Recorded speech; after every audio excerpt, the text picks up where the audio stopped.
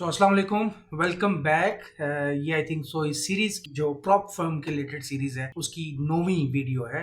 इस वीडियो में बेसिकली मैं डिस्कस करना चाह रहा हूँ कि मेटा ट्रेडर के जो प्रॉब्लम चल रहे हैं फॉर द प्रॉप इंडस्ट्री वो क्यों है और उसके साइड इफेक्ट्स क्या हैं, उसके बेनिफिट क्या है फाइनेंशियल इंडस्ट्री के अंदर, और प्रॉप फर्म बेसिकली कैसे इफेक्ट हो रही है सारे पूरे मामले की। बहुत सी कंपनीज ने मेटा ट्रेडर को ऑफर करना बंद कर दिया, बल्कि सही माहूं वो कह रही हैं कि हमने ऑफर करना बंद कर दिया। तो बेसिकली ये ऐसा नहीं है, बल्कि मेटा ट्रेडर ने उनके जो ब्रोकर्स हैं उनको ईमेल की या उनको डायरेक्टली वार्निंग दे दी, और उसके बाद कुछ को तो वार्निंग भी नहीं दी, उनको बिल्कुल वार्निंग के बगैर उड़ा दिया। सो एक मार्केट में गैप बिल्ड हुआ है पिछले कुछ अर्से। अब ये क्यों बिल्ड हुआ है, क्यों सडनली ये प्रॉप फर्म्स जो है जितनी भी हैं उन्होंने मेटा ट्रेडर इस्तेमाल करना बंद कर दिया है, या क्यों मेटा ट्रेडर ने प्रॉप फर्म वाले बिजनेस मॉडल्स में से मेटा को किक आउट कर दिया है। देयर इज अनदर क्वेश्चन इस पूरे मामले के अंदर ये है कि एफटीएमओ या 5% वाले जो हैं वो, इसके अलावा भी कुछ और एक दो और चार कंपनीज भी हैं, अब उनके पास मेटा मौजूद क्यों है और बाकियों के पास क्यों नहीं। ये सारे क्वेश्चन इस वीडियो में डिस्कस करते हैं। बेसिकली ये वो क्वेश्चन है जो कि कंटिन्यूसली मुझे आ रहे होते हैं या आ रहे हैं, मैं उनको आंसर करने की कोशिश करूं ताकि बार बार मुझे आंसर ना करना पड़े और आपको भी समझ आ जाए, और बाद में कोई रिसर्च करने जाए तो उसको प्ले लिस्ट के अंदर वो प्रॉपर्ली डिटेल में मिल जाए और उनको फर्दर वो उसको स्टडी कर सके। सो पहली बात तो ये करते हैं कि मेटा की policy structure. Meta trader basically जो है वो 5 या 4 वो बेसिकली एक कंपनी ओन करती है जिसका नाम है मेटा। मेटा कोर्स साइप्रस बेस्ड है। इसकी मैनेजमेंट मतलब लाइक काफी कंट्रीज में जो है ना ऑपरेट कर रही है, और फाइनेंशियल इंडस्ट्री के अंदर एक लेगेसी का नाम है 20 बल्कि 23वीं, अभी पिछले दिनों में 23वीं इनकी बर्थडे गुजरी है, मतलब 23वीं इनकी एनिवर्सरी गुजरी है मेटा ट्रेडर की। आई थिंक सो 1 माह हो गया। सो उस 23 साल के अंदर इन्होंने एक लेगेसी बिल्ड की है, एक बहुत बड़ा नाम बिल्ड किया ट्रेडिंग फाइनेंशियल इंडस्ट्री के अंदर। तमाम फॉरेक्स ब्रोकर समझो कि मेटा ट्रेडर के बगैर तो तकरीबन कुछ थे ही नहीं, मतलब लोग उसको रिटेल ट्रेडर इतना, इसकी एक रीजन भी है कि रिटेल ट्रेडर को मेटा के अंदर बहुत ज्यादा इजीनेस फील होती है, एक यूजर फ्रेंडली सी फीलिंग आती है। तक ये बड़ा ओल्ड डेटेड सिस्टम है, इसके अंदर कोई बहुत ज्यादा इंप्रूवमेंट्स नहीं आई from the last 1.5 year 2 years. बहुत सी चीजें चेंज हुई हैं, बहुत सी चीजें बेहतर हुई हैं, लेकिन स्टिल ये 23 साल पुरानी टेक्नोलॉजी है अभी भी, और अभी भी उसी वे से चल रही है। लेकिन एज ए लेगेसी इन्होंने कुछ चीजों को अडॉप्ट भी किया, और कुछ चीजों में ये कहानी शुरू होती है बेसिकली जब मेटा को एप्पल स्टोर से, एप्पल की जितने भी इकोसिस्टम से वहां से रिमूव कर दिया गया। मेटा ट्रेडर 4-5 की एप्लीकेशन रिमूव होगी सडनली, और ये वहां से कहानी शुरू होती है। और ये स्टार्टिंग कहां से हुई थी? यूएस क्लाइंट से हुई थी। तो अब इसमें आपको आंसर मिल भी जाएगा यूएस क्लाइंट्स के हवाले से भी कि यूएस क्लाइंट्स को क्यों फेस करना, क्योंकि यूएस एक कंट्रोल्ड इन्वायरमेंट है, कंट्रोल्ड कंट्री है, वहां की रेगुलेटरी पॉलिसीज बहुत स्ट्रिक्ट है। अब बहुत से ब्रोकर्स पे जाओगे, फॉरेक्स ब्रोकर्स और मुख्तलिफ कंपनियां जो फाइनेंशियल इंडस्ट्री में काम करती हैं, उनके नीचे लिखा होगा या उनके रिस्ट्रिक्टेड कंट्री में वो लिखा होगा क्लियरली कि we are not offering services to the US client, मतलब हम यूएस क्लाइंट्स के लिए सर्विसेज ऑफर नहीं करते। क्यों? क्योंकि इसकी रीजन ये है कि यूएस की जो जितनी भी पॉलिसीज हैं वो काफी स्ट्रिक्ट हैं, उनके अथॉरिटीज बहुत स्ट्रिक्ट हैं, और यूएस के क्लाइंट्स बेसिकली करते क्या, वहां पर टैक्स देना पड़ता है, नेट गेन्स के ऊपर टैक्स देना पड़ता है। इसके अलावा वहां लेवरेज आप एक स्पेसिफिक रेंज से ज्यादा, जिसमें 30 लेवरेज है, तो आप 30 से ज्यादा लेवरेज ऑफर नहीं कर सकते। बट अगर 30 के ऊपर बात आए तो ब्रोकर्स तो 30 पे गुजारा ही नहीं होता, वो तो 500, 100, 1000 बल्कि 2000 तक लेवरेज दे रहे हैं। तो उसमें क्या होता है कि अब यूएस की पॉलिसीज ब्रेक होती हैं, एक तो चीज है।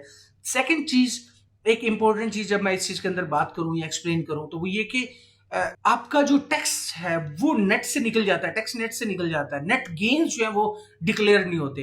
अब एक बंदा, मैं एज ए यूएस रेजिडेंट हूं और मुझे 38% 40% अपने नेट गेन्स के ऊपर टैक्स देना पड़ता है ईयरली, क्योंकि मैं सारे इंसेंटिव्स ले रहा हूँ यूएस गवर्नमेंट के दिए हुए, मैं इंश्योरेंस भी ले रहा हूँ, मैं बाकी बेनिफिट्स भी ले रहा हूँ, मैं अपने बच्चों को भी एजुकेशन दे रहा हूँ, बाकी सब चीजों को, ये सब चीजें कर रहा हूँ। लेकिन अगर मैं जो कमा रहा हूँ वो, क्योंकि ये टैक्स फ्री तो कंट्री नहीं है, वहां 40% 42% तक टैक्स देना पड़ता है अपने प्रॉफिट्स का।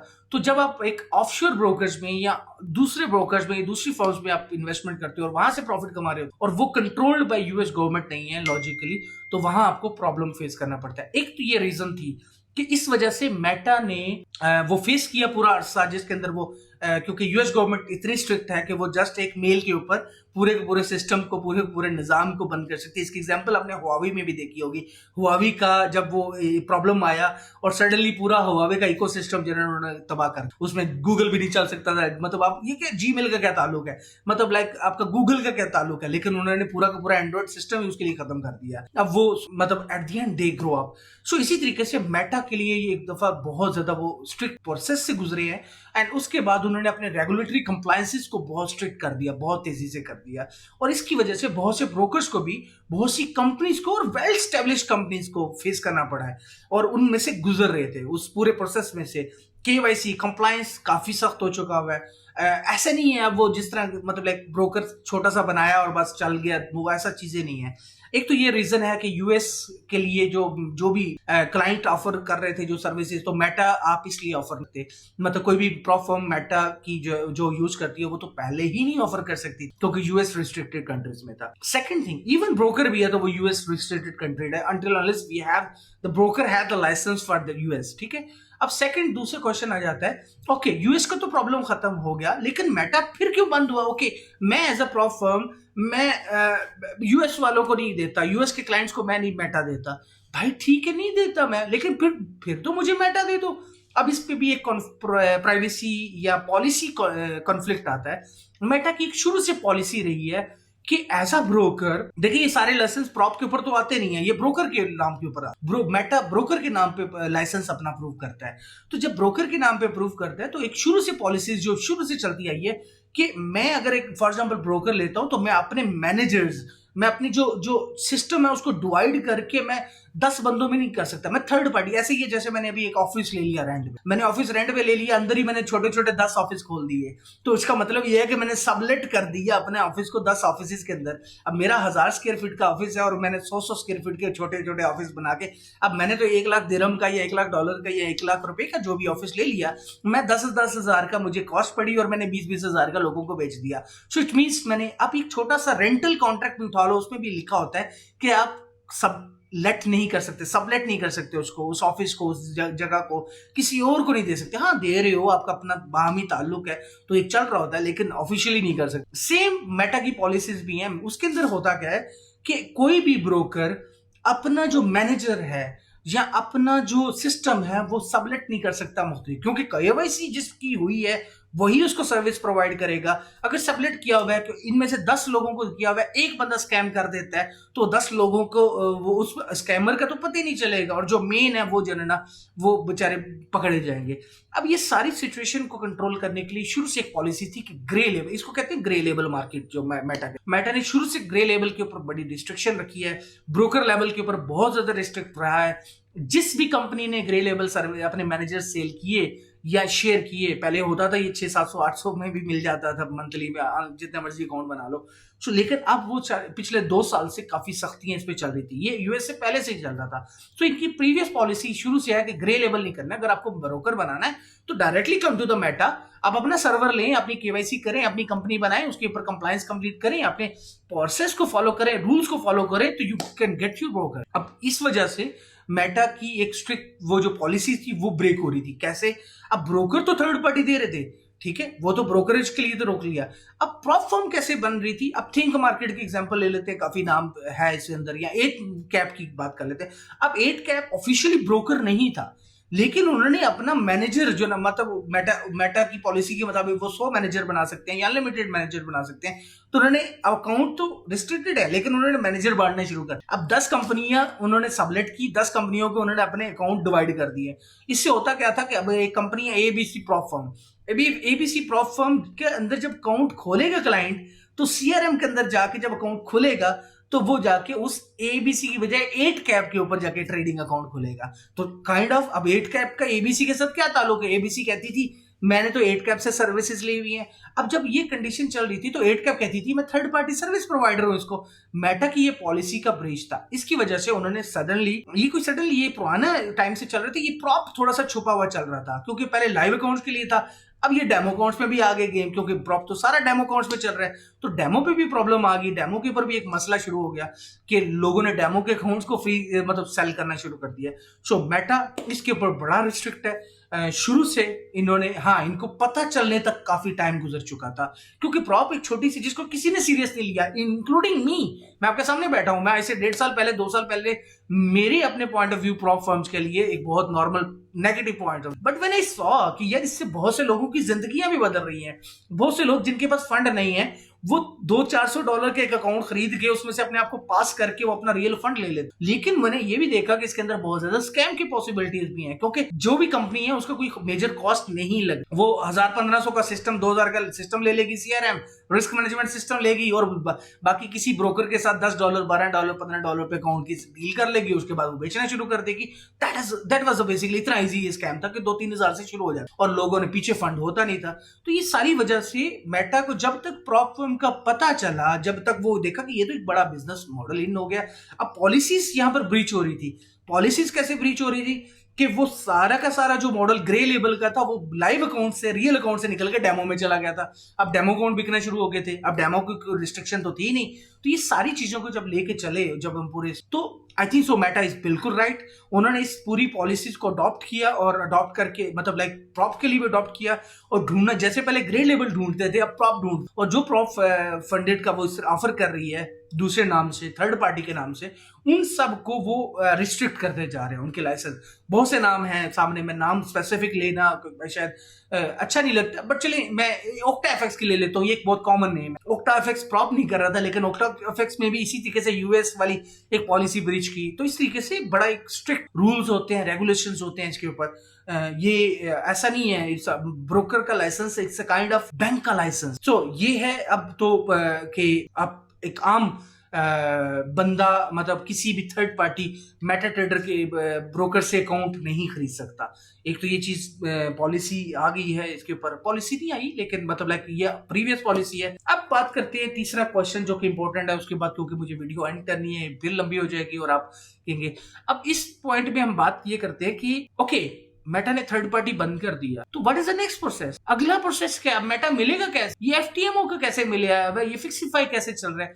सो उसका तरीका ये है, अब आपको, अगर आपको प्रॉप शुरू करनी है और विद मेटा करनी है, तो अब थर्ड पार्टी सर्विसेज लेने की बजाय, थर्ड पार्टी अकाउंट खरीदने की बजाय आपको डायरेक्ट अकाउंट खरीदने लेने पड़ेंगे विद मेटा। उसका तरीका यह है कि अब आपको अपना ब्रोकर बनाना पड़ेगा, अपना न्यू फॉरेक्स ब्रोकर बनाना पड़ेगा, चाहे आप उसको प्रॉप के तौर पे लें। उसके लिए सेपरेट पॉलिसीज है।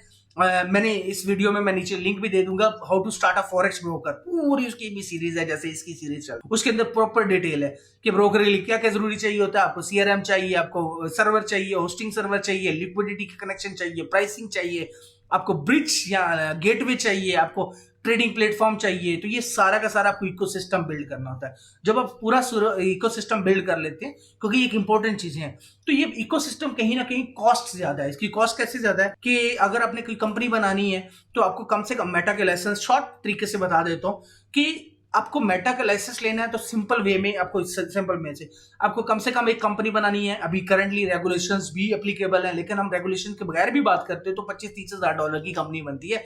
ये छोटी वही $100-200 वाली कंपनी है, यूके वाली, और ये दूसरी वाली से नहीं चलता निजाम, प्रॉपर फाइनेंशियल एक्टिविटी के साथ कंपनी। फिर उसी कंट्री में जिसमें बनाई है, उसी में मतलब ब्रोकर की अलाउ हो चलाना, फिर उसी कंट्री के अंदर उसका बैंक अकाउंट भी उसी कंपनी के नाम पे, फिर उसी कंट्री के अंदर आपका लॉयर मौजूद होना जो आपके लिए। तो ये सारी की सारी कॉस्ट ईयरली $30-40 हजार से अबव चली जाती है। देन आफ्टर दैट आप जब करते भी हो तो देन आपको बाकी रूल्स अप्लाई करने हैं। आपको फिजिकल ऑफिस चाहिए, आपको एड्रेस चाहिए फिजिकल, आपको केवाईसी कंप्लीट करनी है, जो यूबीओ होता है अल्टीमेट बेनिफिशियरी ओनर पूरी कंपनी का, उसकी मुकम्मल डिटेल, उसका फाइनेंशियल एक्टिविटी है, उसका फाइनेंशियल बैकग्राउंड है कि नहीं, ये सारी पॉलिसी स्ट्रिक्ट है। इस पूरे प्रोसेस करने के बाद आपको मेटा का लाइसेंस केवाईसी अप्रूव होता है, एंड केवाईसी अप्रूव होने के बाद अगला लेवल आता है। फिर आप मेटा मतलब वो खरीदते हो स्टैंडर्ड, या अगर सबसे बेसिक 1000 लाइव अकाउंट्स का आपका इनका प्लान है, जो उसके अंदर आपको 1000 अकाउंट लाइव आप खोल सकते हो, कुछ डेमो 2000-3000 तक खोल सकते हो। अगर आपको डेमो का लोड आपके साथ बढ़ गया तो आप एक डेमो का सेपरेट सर्वर ले लेते हो $2000 पर मंथ पे करके। तो एवरेज मेटा को रन करना बनाने के बाद और ईयरली कॉस्ट कंपनी की उसको मतलब $40-50 हजार ऑन द एवरेज, इसको निकालने के बाद फिर मेटा की सिस्टम, इंफ्रास्ट्रक्चर, स्ट्रक्चर, पूरा का पूरा ट्रेडिंग प्लेटफॉर्म, इकोसिस्टम पूरे को रन करने का एवरेज जो कॉस्ट आती है, मेटा की फीस $7,500-8,000 मिला के प्लस जो 1000 अकाउंट था, प्लस बाकी चीजों को जब मिलाते हो तो सर्वर, होस्टिंग, CRM और ये 12 से $15,000 पर मंथ की कॉस्ट। अब $15,000 आपको मंथली कॉस्ट पड़ेगी मेटा ट्रेडर अगर आप प्रॉपर लाइसेंस लेते हो। एवरेज वैसे 7,500-8,000 है, लेकिन बाकी लवाजमात इसके बगैर, ये खाली घर है, उसके अंदर फर्नीचर डालना है, आपको बहुत सी चीजें डालनी, तो वो सिर्फ एक खाली सॉफ्टवेयर है, उसके अंदर सब प्राइस भी नहीं आएगी, प्राइस भी आपने खुद लिक्विडिटी से लेकर डाल। तो ये सारे इकोसिस्टम अगर इसको प्रॉपर स्टडी करना चाहते हो तो मैंने नीचे लिंक दे दूंगा, how to start a forex broker. बड़ी डिटेल में मैंने एक्सप्लेनेशन किया है, एक एक प्रोडक्ट को एक्सप्लेन किया हुआ है और उसके अंदर प्रॉपरली सारी डिटेल्ड है। उसमें भी प्राइसिंग क्योंकि मॉडिफाई हुई हुई है, लेकिन एटलीस्ट आपको मेजर क्वेश्चंस के आंसर